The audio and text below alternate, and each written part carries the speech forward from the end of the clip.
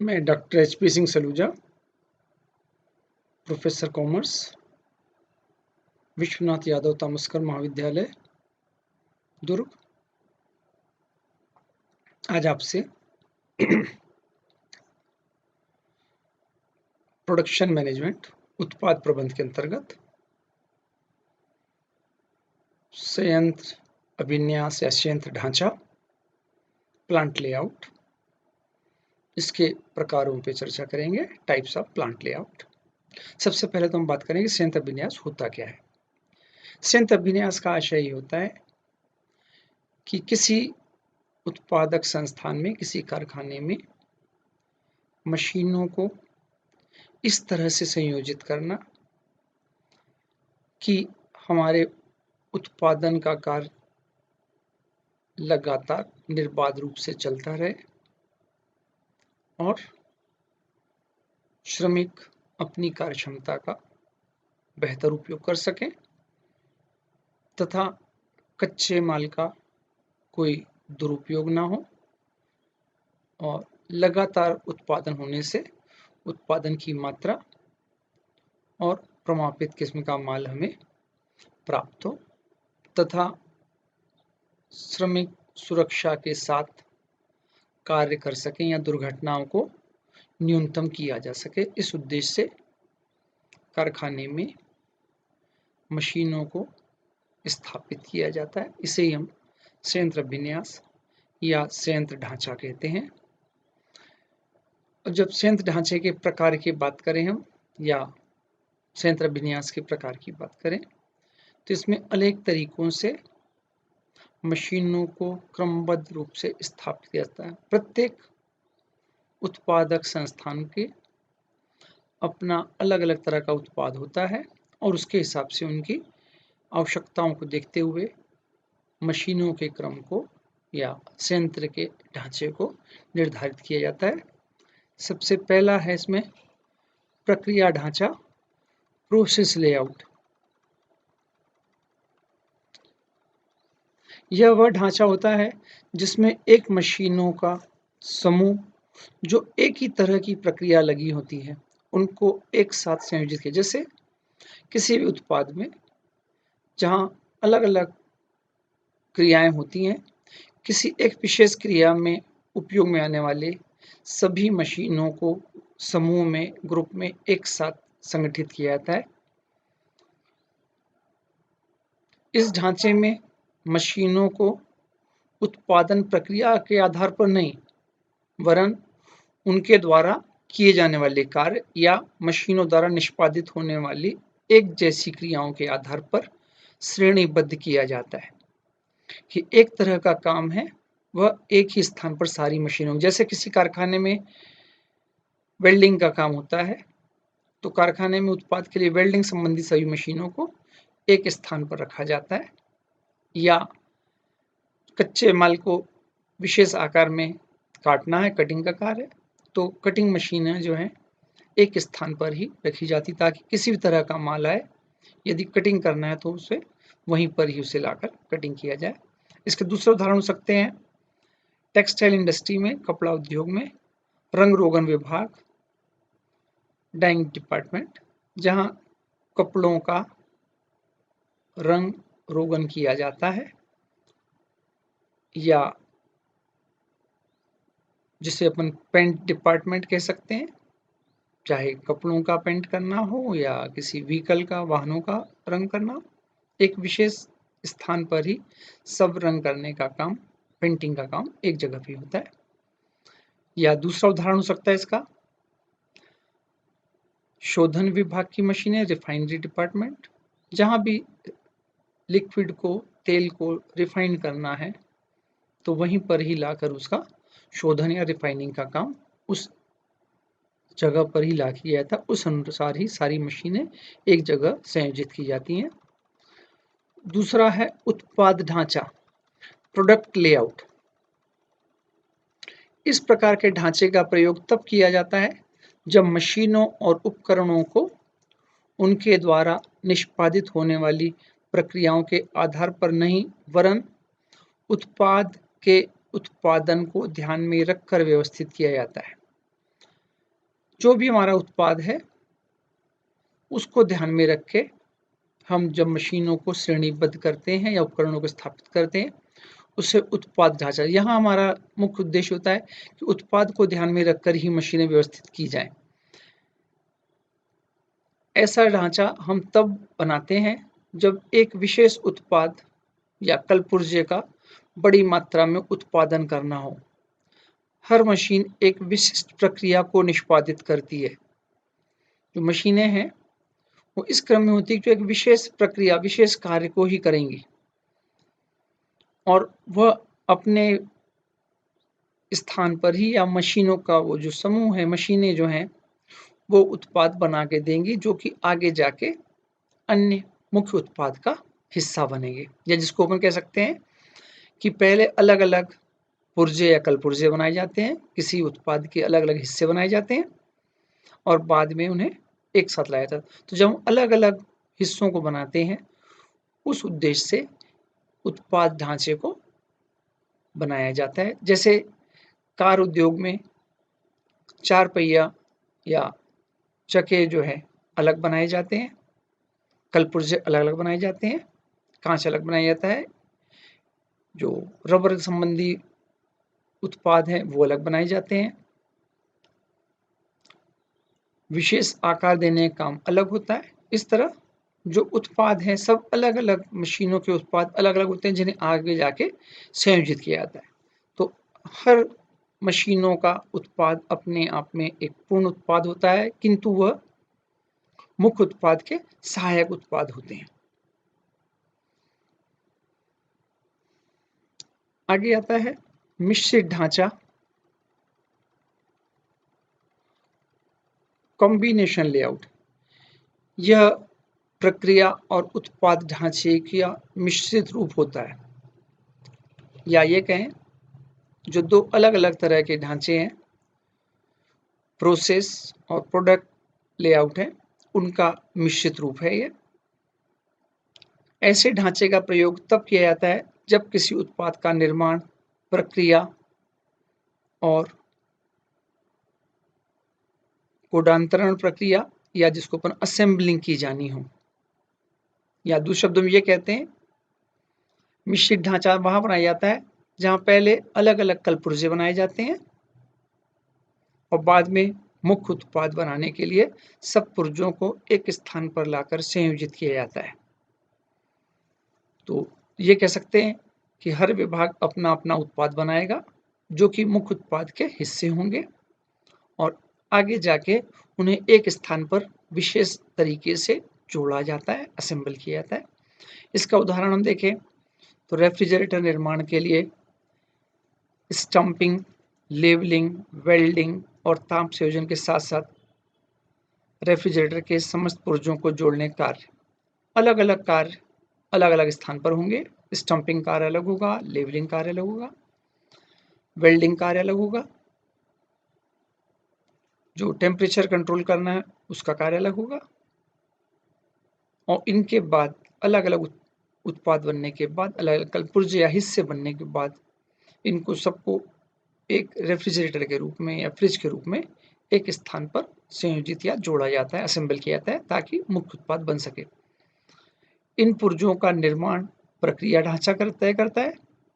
जो हिस्से हैं वो प्रोसेस लेआउट के अंतर्गत आते हैं। उनको जोड़ने और उत्पाद का रूप देने का कार्य उत्पाद ढांचा करता है। उनको जब अलग-अलग कलपुर्जे हैं, उनको जब जोड़ना होता है तो वह कार्य उत्पाद संयोजन के अंतर्गत होता है, या ये कहें कि हम दोनों तरीके के संयोजनों, अभिन्यास का यहाँ पर उपयोग करते हैं, इसलिए इसे मिश्रित ढांचा या मिक्स्ड लेआउट कहा जाता है। अगला आता है निश्चित स्थान ढांचा, फिक्स्ड पोजीशन लेआउट। ये वो अभिन्यास का या ढांचा तैयार करने का तरीका है जहां किसी बहुत वजनी या बड़े आकार के उत्पाद को बनाया जा रहा है, या बड़ा कोई कलपुर्जा बनाया जा रहा है जिसे बार-बार एक से दूसरे स्थान पर ले आया जाना व्यावहारिक रूप से कठिन एवं जोखिमपूर्ण कार्य। तो ऐसी स्थिति में हम निश्चित स्थान ढांचा या फिक्स पोजीशन लेआउट का उपयोग करते हैं, या इसको यदि हम तकनीकी भाषा में कहें, इस ढांचे का प्रयोग तब किया जाता है जब किसी बड़े उत्पाद या उसके पुर्जे का निर्माण एक नियत स्थान पर किया जाता है, क्योंकि उनके स्थानांतरण या परिवहन की लागत काफ़ी अधिक होती है या अधिक जोखिमपूर्ण कार्य होता है। इसे परियोजना ढांचा भी कहा जाता है या निश्चित स्थान ढांचा कहा जाता है या प्रोजेक्ट लेआउट भी कहते हैं, क्योंकि जो उत्पाद है वह स्थिर रहता है। मशीनें उनमें एक से दूसरे स्थान पर ले जाया जाता है या उपयोग करके मशीनों को हटा दिया जाता है। कई बार उत्पाद के ऊपर रखकर इन मशीनों का उपयोग करते हैं। उपयोग होने के बाद मशीनों को वहाँ से हटा लिया जाता है। इसका अच्छा उदाहरण हो सकता है हवाई जहाज या पानी का जहाज या युद्धपोत या भवन निर्माण। आप यदि हवाई जहाज या युद्धपोत की बात करें तो इन्हें बार-बार मशीनों के पास नहीं ले जाया जा सकता। यदि हमें कटिंग करना है तो कटिंग मशीन को उत्पाद के पास लाके कटिंग किया जाएगा। वेल्डिंग करना है या विशेष तरीके से मेल्ट करके जोड़ना है तो उसके संबंध में मशीनें भी हमारे उत्पाद के पास ही लाई जाती हैं, या इनके अंदर जहाज के अंदर चाहे पानी का जहाज हो या हवाई जहाज हो, कोई बिजली फिटिंग का काम करना उसके संबंध में उपकरण हैं तो उन्हें जहाज या उत्पाद के पास में लाया जाता है। इस तरह भवन निर्माण की बात करें कि भवन जो स्थल है वो तो निश्चित है, जो भी कार्य हैं वो भवन के पास ही आके करने होंगे, चाहे कोई कटिंग का काम करना हो, रबिंग का काम करना हो, पेंटिंग का काम करना हो या इलेक्ट्रिक फिटिंग का काम करना हो या जल प्रदाय का काम करना हो। तो ये हमारे पास अच्छे उदाहरण हो सकते हैं हवाई जहाज, पानी का जहाज, युद्धपोत, भवन। इसके अंतर्गत हम हमारे उत्पाद को स्थिर करते हैं, मशीनों को उनके पास लाकर उनका उपयोग किया जाता है। नेक्स्ट आता है समूह ढांचा, ग्रुप लेआउट। समूह ढांचा एक अन्य प्रकार का संयंत्र ढांचा या विन्यास होता है जिसमें एक सी उपयोगिता, विशेषता, उत्पादन प्रक्रिया से बनने वाले उत्पादों या पुर्जों को एक समूह में परिमार्जित या परिभाषित किया जाता है। ऐसे समूहों के उत्पादन या पुर्जे को लगभग समान तरह की उत्पाद प्रक्रिया के बाद प्राप्त किया जाता है। हम जो कलपुर्जे हैं उनको समूह में बनाते हैं, उसमें लगने वाली सारी मशीनें एक समूह रखी जाती हैं ताकि एक से कलपुर्जे या एक से प्रक्रिया से बनने वाले उत्पाद हमको प्राप्त होते रहें, या जो कलपुर्जे होते हैं लगभग एक समान ही प्रक्रिया से होकर बनाए जाते हैं। यही कारण है कि इसे समूह ढांचा कहा जाता है। मशीनें ग्रुप में समूह में रखी जाती हैं जो कि एक तरह का ही उत्पाद बनाकर प्रस्तुत करती हैं। इस ढांचे में उत्पादों और पुर्जों का निर्माण समूह में किया जाता है और ऐसा समूह उनकी किसी समजाति या यूनिफॉर्मिटी गुण के आधार पर बनाया जाता है। यहाँ जो समूहीकरण करते हैं या ग्रुपिंग करते हैं, जो उत्पाद है उसके एक जैसे गुणों के आधार पर यहाँ पर मशीनों को संयोजित या अभिन्यासित किया जाता है कि जो उत्पाद होंगे वह लगभग एक जैसे गुण के होंगे। इसको ध्यान में रखकर ही हम मशीनों को, संयंत्र को अभिन्यासित करते हैं, या ये कहें कि एक समूह में उत्पाद किया जाता है जिनके सभी गुण लगभग एक जैसे होते हैं। जैसे इसका उदाहरण हो सकता है किसी संयंत्र में अलग-अलग तरह के स्मार्टफ़ोन का निर्माण, एक तरह के स्मार्टफ़ोन का निर्माण एक तरह की उपकरणों से होगा, दूसरे तरह के फ़ोन का निर्माण दूसरे ग्रुप में होगा या दूसरी जगह पर होगा।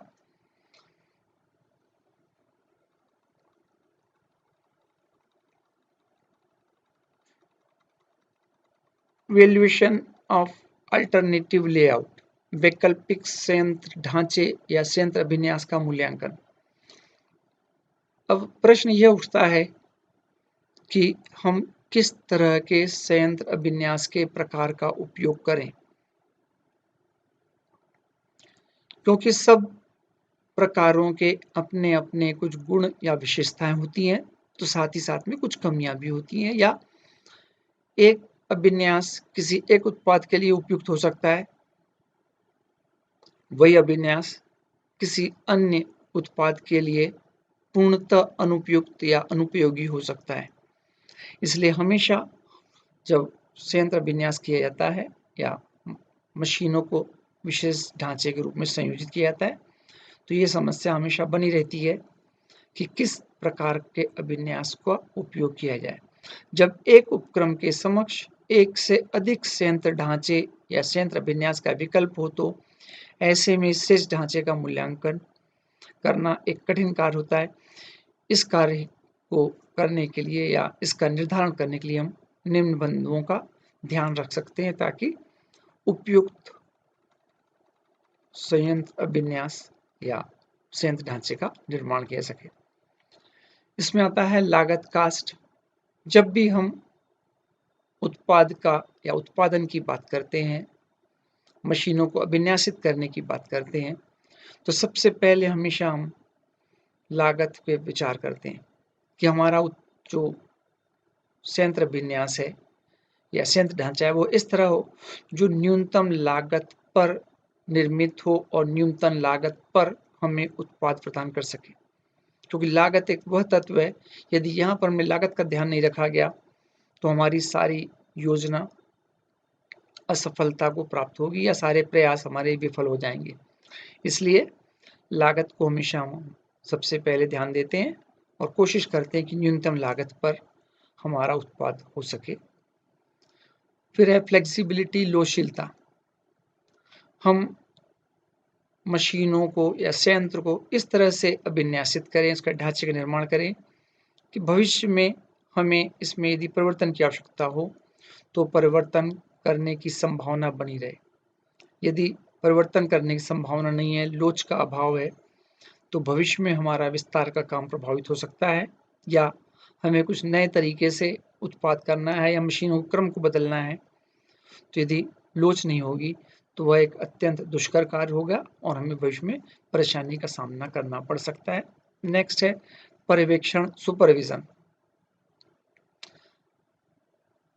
संयंत्र ढांचा या संयंत्र विन्यास को निश्चित करते समय हमारी हमेशा ये कोशिश होनी चाहिए कि न्यूनतम पर्यवेक्षण हो, कम से कम सुपरविजन की या पर्यवेक्षण की, निरीक्षण की आवश्यकता हो और हमें अपेक्षित परिणाम प्राप्त हो जाएं।